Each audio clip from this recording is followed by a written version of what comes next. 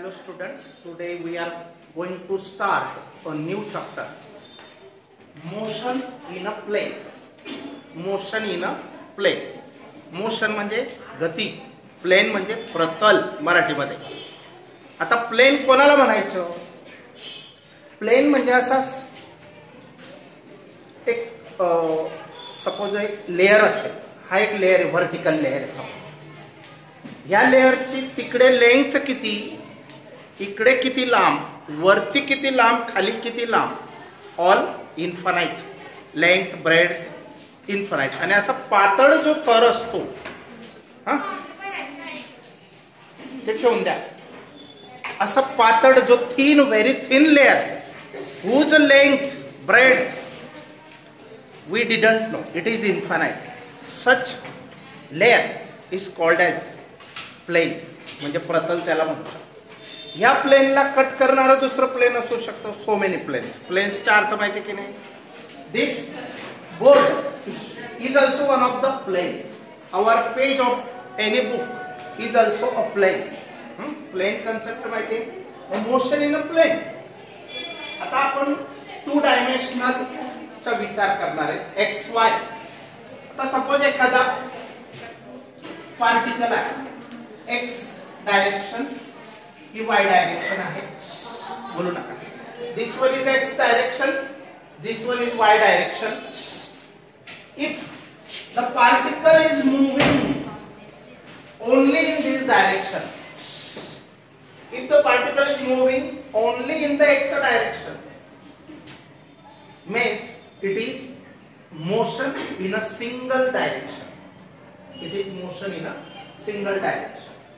समजतंय का? जर पार्टिकल असा स्ट्रेट लाईन एक्स डायरेक्शन ला जातोय, तो वरती वाय कडे जात नाही, तर त्याची मोशन 1 डायमेन्शनल आहे.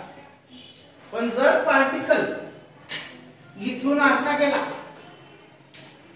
तर तो एक्स कडे पण गेलेला आहे, कारण इथला पॉइंटची पोझिशन आपण घेतली, तर तो एक्स डायरेक्शनला पण जात आहे. आणि वरती जर आपण चेक केलं, आता बघा, ह्या रीडिंग पेक्षा ही रीडिंग वेगळी असेल ना, म्हणजे याच्यापेक्षा इथल्यापेक्षा हे डिस्टन्स जास्त आहे, तसंच इथल्यापेक्षा हे डिस्टन्स जास्त आहे, तर दोघं डायरेक्शनला तो मूव्ह होत आहे. म्हणजे त्याची मोशन 2 डायमेन्शनल आहे. किती? 2 डायमेन्शन. फक्त एक्स लाच गेला किंवा फक्त वाय लाच गेला, सरळ वरती गेला, तर ती सिंगल डायमेन्शनल मोशन. पण तो एक्स मध्ये पण काहीतरी डिस्टन्स ट्रॅव्हल करतोय, कारण इथून इथपर्यंत गेला, तर हे डिस्टन्स काहीतरी आहे ना. तसंच इथून तो इथपर्यंत गेला, वाय डायरेक्शनला पण आहे. मग असं जेव्हा दोघं डायरेक्शनला तो मूव्हिंग करत असेल, मोशन करत असेल, तर such a motion is called as 2 dimensional motion. मग एक्स आणि वाय ला तो असा जाऊ शकतो. फक्त सरळ गेला तर सिंगल डायरेक्शन, तो वाय ला जाओ अथवा एक्स डायरेक्शनला जाओ. पण इथं 2 डायमेन्शनल मोशन. आता ही मोशन प्रोजेक्टाईल मोशन जी असते, प्रोजेक्टाईल, मिसाईल माहिती की तुम्हाला? मिसाईल, क्षेपणास्त्र मराठीमध्ये. ते कसं जातं? असं वरती काहीतरी हाईट पर्यंत पोहोचतं आणि मग डाऊन ग्राउंड कडे जातं. जसा एखादा क्रिकेटर, बॅट्समन बॉल मारला बॅटने, तो वरती वरती काहीतरी मॅक्झिमम हाईट ट्रॅव्हलिंग करतो, त्याच्यानंतर त्याला ग्राउंड कडे यावं लागतं. मग तसंच मिसाईलचं पण असतं. मिसाईलची मोशन ही 2 डायमेन्शनल आहे. म्हणजे आपल्याला तुमच्यापैकी कोणी इस्रो माहिती ना, इंडियन स्पेस रिसर्च ऑर्गनायझेशन, किंवा रॉकेट मोशन मध्ये पण खूप जॉब्स वगैरे असतात, अहमदाबाद वगैरेला आपल्या इंडियाच्या आहे, तर तिथं हे नॉलेज असणे गरजेचे आहे. हा, मेक इंजिनिअरिंग साठी. आता अगोदर आपण पाहूया टॉपिक 3.1. 3.2 टोटल डिलीटेड, त्याच्यानंतर डायरेक्ट 3.3 स्टार्ट करणार आहोत. आता 3.1 मध्ये इंट्रोडक्शन आहे, म्हणजे हे बॅक नॉलेज आहे, हे माहिती असलं पाहिजे तुम्हाला. What is mean by motion? एखादा ऑब्जेक्ट मोशन मध्ये आहे असं केव्हा म्हणू शकतो? आता मी इथं उभा आहे, माझ्या सराउंडिंग कोण, एक स्टुडंट आहे, तो दरवाजा काहीतरी डोअर लांब आहे, इथून ब्लॅकबोर्ड जवळ आहे, म्हणजे ही माझी पोझिशन आहे. आता ही सराउंडिंग आहे माझ्या पोझिशनची सराउंडिंग. जर मी दुसऱ्या पोझिशनला गेलो आणि सराउंडिंग आधीचं जे माझ्या जवळपासचे ऑब्जेक्ट, कोणी स्टुडंट वगैरे असतील, तर दुसऱ्या पोझिशनला गेलो तर दुसरा स्टुडंट जवळ असेल किंवा अंतर चेंज केलं असेल ना. मग when the object or any body changes its position with respect to its surrounding, when any object or any body is changing its position. आता मी इथे आहे, मला हे जवळ आहे, हे जवळ आहे, इथं गेलो तर ते दूर आहे पण दुसरं जवळ आहे, म्हणजे पोझिशन सराउंडिंग चेंज झाली ना माझी. तर सराउंडिंग चेंज करत असेल म्हणजे position, if the object is changing its position with respect to its surrounding, म्हणजे त्याचं पहिलं सराउंडिंग सोडून दुसरं सराउंडिंग. जसं बसमध्ये आपण ट्रॅव्हलिंग करतोय, रोडवरचं एक झाड समोर पाहिलं, थोड्या वेळाने पुढे गेले, बसमध्ये बसलेले, बस चालली, तर ते झाड दुसरं झाड दिसेल का, दिसेल ना, पहिलं झाड दिसेल का, नाही, म्हणजे सराउंडिंग चेंज आहे. मग ह्यालाच म्हणतात मोशन. जर पोझिशन बदलत असेल ऑब्जेक्ट किंवा body, the change in the position of an object with respect to its surrounding is called as motion. When any body is said to be in motion, when any body is changing its position with respect to its surrounding, म्हणजे त्या सराउंडिंगच्या मानाने तो जागा बदलत असेल तर तो object, ती बॉडी मोशन मध्ये आहे असं म्हणतात. बरोबर समजले की नाही? If the object is changing its position with respect to its surrounding, then it is said to be in motion. What is rectilinear motion? So many types of motions are there.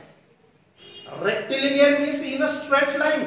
If the object is moving in a straight line, either horizontally or either vertically or obliquely. Oblique म्हणजे तिरकस.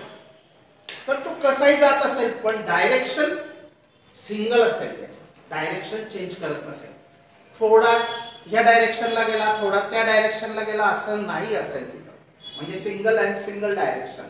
If the object is not changing its direction while moving और during the motion, then such a motion of an object is called rectilinear motion. Rectangle माहिती की नाही?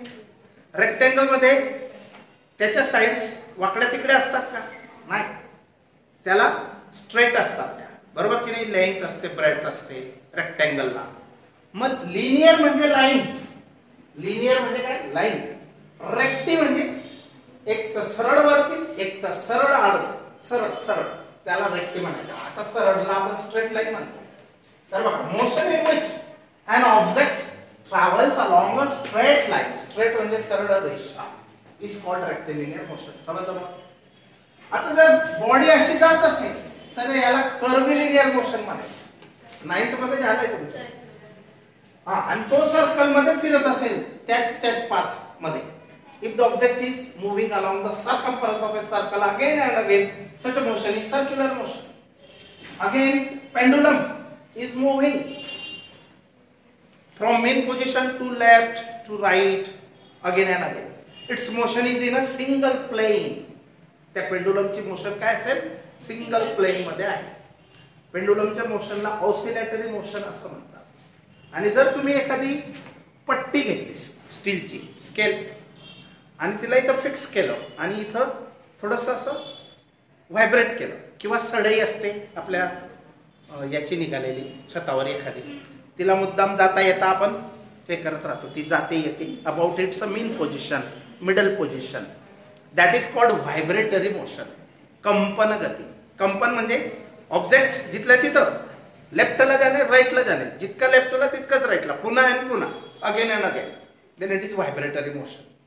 Oscillatory म्हणजे दोलन. दोलन म्हणजे झोका, झुला. पेंडुलम ऑसिलेटरी मोशन आहे. आणि सर्क्युलर मोशन मध्ये कोण आहे? मून इज रिव्हॉल्विंग अराउंड अर्थ, सर्क्युलर मोशन.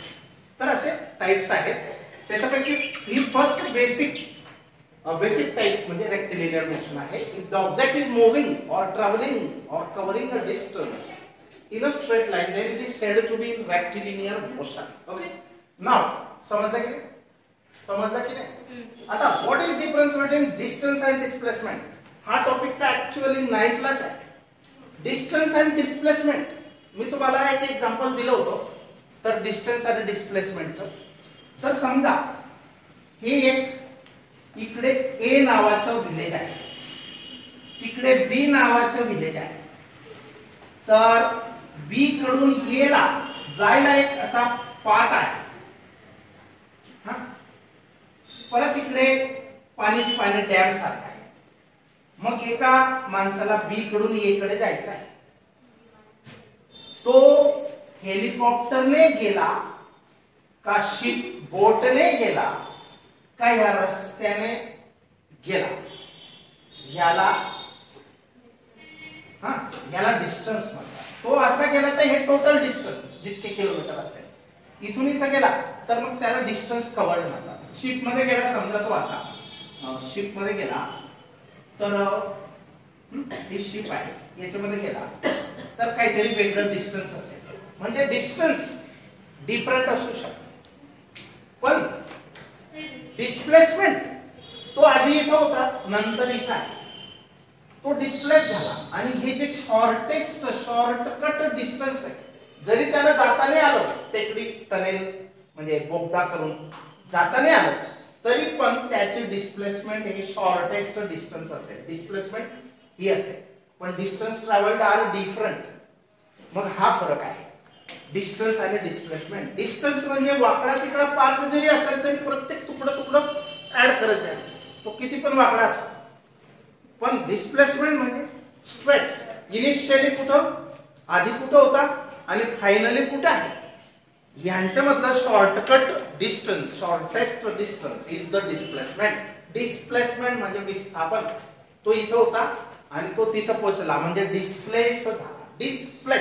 प्लेस चेंज केली. समजलं मग बघा. Displacement is the shortest distance between initial and final position of the object. Displacement is the shortest distance between initial and final position of the object. माझ्या घरापासून railway platform 2 किलोमीटरवर आहे पण direct पटरी ओलांडता येत नाही, बंद केलेलं आहे. पण डिस्टन्स जर मोजलं सरळ तर 2 किलोमीटर आहे. पण मी तसा येऊ शकत नाही. मी ब्रिज वरून इकडे येईल मग अजून त्या नेहरू पुतळ्याकडून रेल्वे प्लॅटफॉर्म कडे जाईल. म्हणजे ऍक्च्युअल डिस्टन्स ट्रॅव्हल्ड हे असेल. मग ते जास्त पण असू शकतं. डिस्टन्स आणि डिस्प्लेसमेंट सेम पण असू शकतात किंवा डिस्प्लेसमेंट पेक्षा डिस्टन्स हे जास्तच असतं. Displacement is a vector quantity. It may be negative, may be positive, may be zero. Displacement may be zero but distance will never be and never be negative, never is always positive. Distance is always positive. Displacement may be negative because it is a vector, direction dependent physical quantity. Okay, मग distance आणि displacement चा फरक समजला का? आता displacement is the shortest distance between initial and final position. Initial म्हणजे सुरुवातीच्या position आधी कुठे होता आणि आता कुठे आहे. तो कसा पण गेला, टर्न मारून गेला का वरून हेलिकॉप्टरने गेला का खाली टनेलने गेला, पण शॉर्टेस्ट डिस्टन्सलाच डिस्प्लेसमेंट म्हणायचं. बरोबर. कारण इथं इनिशियल आणि फायनल पोझिशन म्हणजे डायरेक्शन फिक्स आहे त्याची, म्हणून डिस्प्लेसमेंट ही वेक्टर क्वांटिटी आहे. डिस्प्लेसमेंट ही वेक्टर का आहे? What is the region? Because to measure the displacement of any object, we must have to consider 2 points, initial and final. So initial and final denotes the direction. So displacement is a vector quantity. Okay. Now what is distance? Distance is the actual distance traveled or followed by the object or body between any 2 points. Actual तो वाकडा तिकडा पण जाईल, सरळ पण जाईल. जर सरळ गेला इथून इथं गेला, सरळ गेला तर डिस्टन्स ट्रॅव्हल किती? 2 मीटर आणि डिस्प्लेसमेंट किती? 2च मीटर जर सरळ गेला, पण तो तसा फिरून आला तर डिस्टन्स बदललं आणि डिस्प्लेसमेंट वेगळी. तिथून असा फिरून इथं आला तर डिस्प्लेसमेंट मात्र तीच राहील, पण डिस्टन्स वाढलं. कमी कधीच होत नाही डिस्टन्स. आता झिरो डिस्प्लेसमेंट म्हणजे काय? हा, एका ठिकाणावरून गेला 2 किलोमीटर गेला, तिथून रिव्हर्स परत 2 किलोमीटर आला तर डिस्टन्स ट्रॅव्हल किती? 4 किलोमीटर. जायला 2 यायला 2, डिस्टन्स ट्रॅव्हल 4. पण डिस्प्लेसमेंट किती? आधी कुठं होता आणि आता कुठं आहे यांच्यामधला डिस्टन्स 0 आहे. 0 डिस्प्लेसमेंट इज 0. आधी कुठं होता? इथं फिरून किती पण आला सुद्धा 20 किलोमीटर, पण आता कुठं आहे? इथं. म्हणजे दोघांमधलं त्याच रस्त्यावर गेला आणि त्याच रस्त्यावर आला, मी मुद्दाम चेंज केलं थोडंफार. तर डिस्टन्स ट्रॅव्हल्ड 4 किलोमीटर, पण डिस्प्लेसमेंट 0. तो आधी जिथं होता तिथंच आता पण आहे, त्यांच्यात मधलं शॉर्टेस्ट डिस्टन्स पाहिजे तर डिस्प्लेसमेंट 0. सर्क्युलर मोशन मध्ये जर पार्टिकल एक राऊंड मारून आला, आधी जिथं होता तिथं परत आला तर डिस्प्लेसमेंट 0. आणि डिस्टन्स एक सर्कम्फरन्स, हा circumference equal to the circumference. समजलं? मग डिस्टन्स आणि डिस्प्लेसमेंट मेन पॉइंट आहे. हेच बेसिक झालेले नसतात आणि ते पुढे फार जिथं तिथं वापरावे लागणार आहेत फिजिक्स मध्ये, म्हणून मी कन्सेप्ट क्लिअर करण्याचा ट्राय केला. ओके.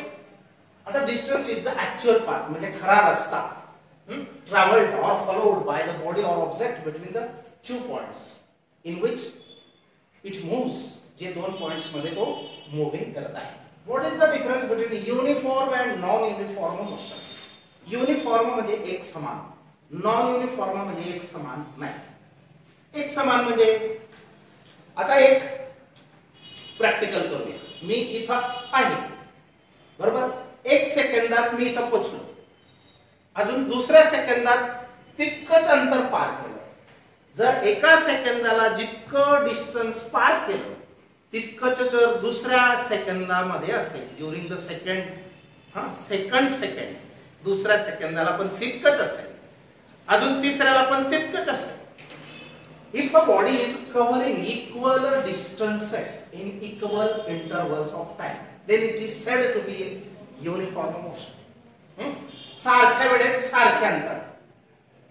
पण जर आता मी पहिल्या सेकंदाला जास्त कव्हर केलं आणि सेकंड अजून दुसरा सेकंड तेवढाच वेळ, 1 सेकंड जेवढा होता तेवढाच वेळ दुसरा सेकंड आहे, त्या वेळेला थोडंसं अंतर कापलं तर मग डिस्टन्सेस काय झाले? अनइक्वल झाले. पण टाइम काय आहे? सेम, सारख्या वेळेत. If the distance travelled unequal distances, if the body covers unequal distances in equal intervals of time, then it is said to be non-uniform motion. समजलं? A body is said to have uniform motion if it covers equal distances in equal intervals of time. सारखाच interval, 1 मिनिटाला, दर मिनिटाला सारखा अंतर पार करत असेल तर तो युनिफॉर्म. नाहीतर पहिल्या मिनिटाला कमी, दुसऱ्याला एकदम फास्ट असेल तर अंतर जास्त, पण मिनिट तर तेवढाच आहे. दुसरा मिनिट पण पहिला मिनिट पण जेवढा होता तेवढाच आहे. तिसऱ्या मिनिटाला अजून स्लो, चौथ्या मिनिटाला अजून स्लो, 5व्या मिनिटाला एकदम फास्ट. म्हणजे टाइम सारखाच घेतला पण अंतर कापलेली. कव्हर्ड डिस्टन्सेस आर डिफरंट, म्हणजे अनइक्वल डिस्टन्सेस. समजलं? पहिले युनिफॉर्म म्हणजे काय? दुसरं, a body is said to have non uniform motion if it covers unequal distances in equal intervals of time. Time interval दोघं ठिकाणी सेम आहे पण डिस्टन्सेस डिफरंट आहेत. जिथं डिफरंट असेल ते नॉन युनिफॉर्म, जिथं सेम आहे ते युनिफॉर्म. आता एक्सरसाइज मधला क्वेश्चन बघा. Derive equations of motion. 3 equation of motion तुम्ही शिकलेले आहेत 9th पर्यंत. गती विषयक समीकरणे मराठी. इक्वेशन्स ऑफ मोशन 3 कोणते? First, v is equal to u plus at. v is equal to u plus at. शिकलेत की नाही? दुसरं, s is equal to ut plus half of at square. हे सेकंड आहे. s is equal to ut plus half of at square. आणि तिसरं आहे की जे इथं नाही, v square is equal to u square plus twice म्हणजे 2as. आता a for acceleration, s for displacement, t for time. v म्हणजे फायनल वेलोसिटी, u म्हणजे initial velocity, a for acceleration, t for time. बरोबर, हे तुम्हाला माहिती आहे. मग हे इक्वेशन बघा, डिराइव्ह इक्वेशन ऑफ मोशन, मोशनचे इक्वेशन डिराइव्ह करा for a particle moving with uniform motion and show that the motion can be resolved into two independent motions. मोशनला दोन इंडिपेंडेंट मोशन मध्ये रिझॉल्व्ह करता येतं. आपण रिझोल्यूशन ऑफ अ वेक्टर पाहिले, कोणतेही वेक्टर ए चे जर आपण एक्स आणि वाय प्लेन मध्ये त्याची मोशन हे केली किंवा तो वेक्टर समजला तर त्याला एक्स कंपोनेंट ए चा काय असतो ax, वाय काय असतो ay. तसंच यांना आपल्याला लिहिता येतं, हे शो करायचे आहे. बघा, म्युच्युअली परपेंडिक्युलर डायरेक्शन, कोणत्या x आणि y हे म्युच्युअली परपेंडिक्युलर डायरेक्शन आहेत. Consider an object moving in xy plane. xy plane मध्ये तो मूव्ह करतोय म्हणजे x कडे पण काहीतरी अंतर पार करतोय आणि y कडे पण अंतर पार करतोय, म्हणजे वरती पण जातोय आणि आडवा पण सरकतोय. समजलं? Motion in 2D, two dimensional. तर consider an object moving in xy plane म्हणजे टू डायमेन्शनल मध्ये त्याची मोशन आहे. Let the initial velocity of the object be u and final velocity be v. पण initial velocity at time t is equal to 0 and final velocity means after some time t, काहीतरी वेळानंतर किती झाली त्याची velocity v. आधी सुरुवातीला u velocity time 0 आहे आणि नंतर काहीतरी टाइम झाला, 1 सेकंड, 2 सेकंड, 4 सेकंड, किती 30 सेकंड इतका टाइम झाला तर त्याची वेलोसिटी चेंज झाली ना, वाढली ना, इन्क्रीज झाली. इट मे बी डिक्रीज, पण ती v असेल फायनल वेलोसिटी. हा टाइम किती पण सेकंड असेल पण तो 0 नसेल. काहीतरी सेकंदानंतर त्याच्या वेलोसिटी u होणार, v होणार. समजलं का? सुरुवातीला वेलोसिटी, इनिशियल वेलोसिटी किती होता u किंवा टाइम 0, पण काहीतरी टाइम झाला 2-4 सेकंड, 2-4 मिनिट, 2-4 तास, तर त्याच्या वेलोसिटी u नाही राहिला, आता फायनल v झाला, वाढला. As the acceleration is constant, the average and instantaneous acceleration will be. आता average acceleration आणि instantaneous acceleration म्हणजे काय? इन्स्टंट म्हणजे त्या वेळेचं, त्या क्षणाचं, त्या मोमेंटचं जे ऍक्सेलरेशन असेल त्याला इन्स्टंटेनियस म्हणतात. आणि ऍव्हरेज म्हणजे काय? ऍव्हरेज म्हणजे दोघं सगळ्या ऍक्सेलरेशनची ऍव्हरेज काढायची. मीन म्हणजे सगळ्या ऍक्सेलरेशन a1 + a2 + लाईक दिस. मग ऍक्सेलरेशन ऍव्हरेज कसं काढतात? v/t. ऍक्सेलरेशनचा फॉर्म्युला काय आहे? v/t. Rate of change of velocity is called acceleration. मग या v ला बघा, आधी v2 - v1/t2 - t1 हा डिफरन्स घेतला. आधीचा t1 टाइम, नंतर t2 झाला, मग एकूण किती टाइम लागला तर t2 - t1. तसं आधी वेलोसिटी v1 होता, नंतर v2 झाला, तर मग चेंज इन वेलोसिटी किती झाला? Change v2 - v1. मग तसंच हे दोन कंपोनेंट्स मध्ये लिहायचं असेल, हेच इक्वेशन दोन कंपोनेंट्स म्हणजे अलॉंग x पण आणि अलॉंग y पण लिहायचं असेल तर कसं लिहिणार? हे सेम आहे, फक्त इथं x सफिक्स लावलाय, याला x लावला तर x डायरेक्शनची वेलोसिटी आणि याला y सफिक्स लावला 2 1 जसं का तसे बघा, फक्त याला y सफिक्स लावला आणि याला j म्हणजे ही y डायरेक्शनचा एवढा कंपोनेंट आहे. म्हणजे हा velocity component along y direction आहे. This bracketed factor is a velocity component along y direction. This is the velocity component along x direction. मग आता बेसिकली हे काय आहे तर final velocity minus initial velocity upon time that gives you acceleration.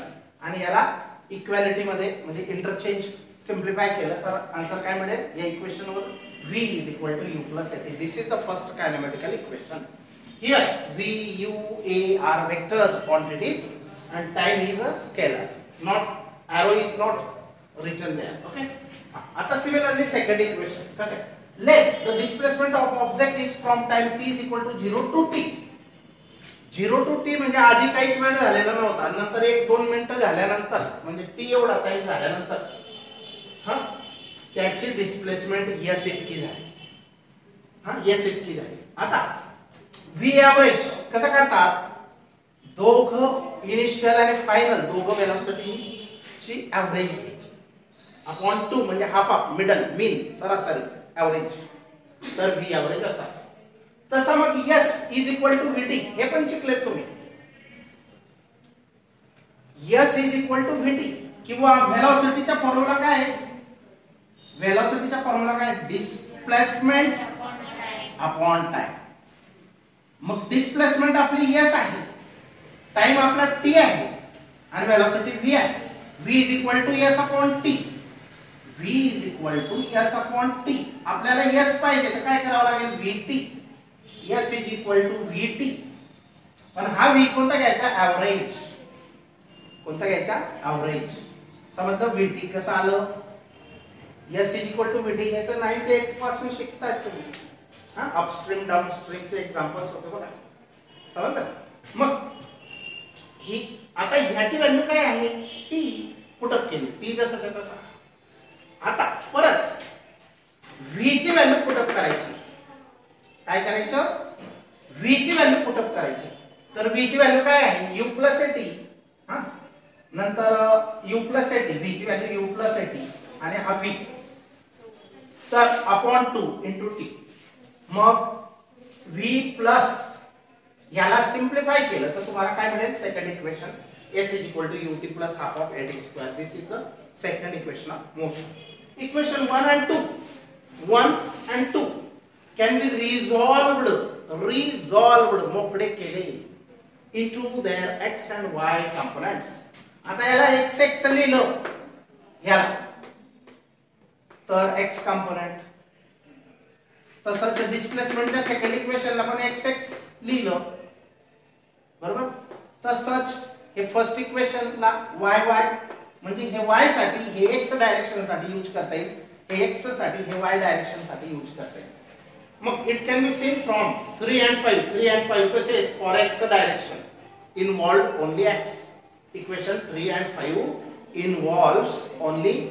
x components of displacement velocity and acceleration 3 आणि 5 मध्ये displacement velocity आणि acceleration हे x साठीचे तसंच 4 आणि 6 काय are for y and this shows that ही गोष्ट अशी सांगते की आपण यांना सेपरेट लिहू शकतो टू सेट्स ऑफ इक्वेशन हा एक सेट आहे हा दुसरा सेट आहे हा सेट आहे पहिल्या इक्वेशनचा along x and along y हा सेट आहे दुसऱ्या इक्वेशनचा along x also and along y also म्हणजे आपण सेपरेशन करू शकतो this shows that two sets of equation संच तयार केले दोन set are independent of each other ते एकमेकांवर डिपेंडेंट नाही डिफरंट आहेत and can be solved independently आणि त्यांना आपण वेगळं सॉल्विंग करू शकतो यूज करू शकतो स्टॉप